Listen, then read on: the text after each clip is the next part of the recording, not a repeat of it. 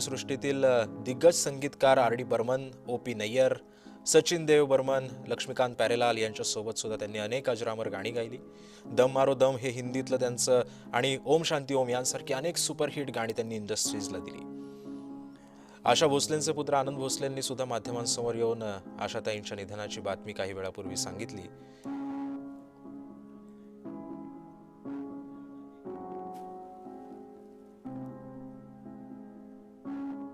नुकताच 2-3 महिन्यापूर्वीच त्यांची माझी विस्तृत भेट पण झाली होती विमानतळावर.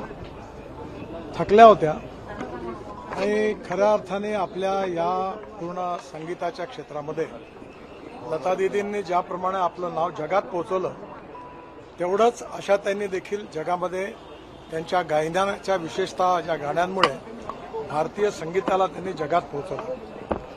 त्यांनी सर्व प्रकारची गीतं गायली आणि याच्यामध्ये विशेषतः नागपूरकरता विशेष आठवण अशी आहे की स्वर्गीय सुरेश भट जे आपल्या विदर्भातले होते त्यांच्या याच्यातला केव्हा तरी पहाटे ही रात्र उलटून जाते हे जे आहे हे आशा भोसलेंनी आणि हृदयनाथ मंगेशकर यांनी संगीत दिलेलं गाणं हे मराठी संगीतामधलं एक अतिशय उत्तम असं गाणं आहे.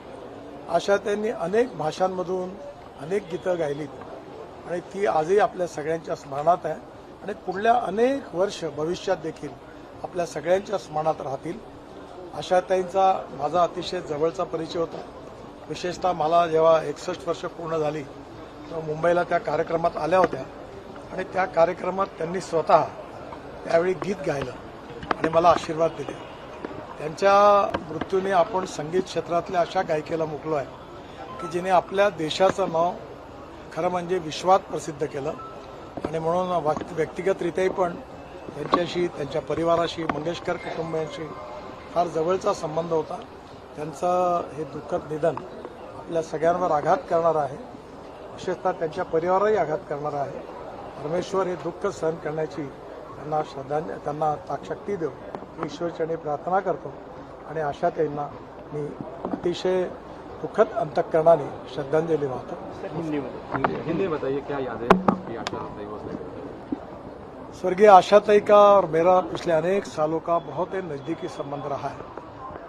आशाताई ने अपने जीवन में अनेक भाषाओं में अनेक गीत गाए और संगीत के अनेक प्रकार के गीत गाए. सब प्रकार के गीतों में उनकी मास्टरी थी. उन्होंने जो गीत गाए हैं आज भी हम उसको. त्यामुळे ज्येष्ठ गायिका आशा भोसले यांचं दुःखद निधन झालंय.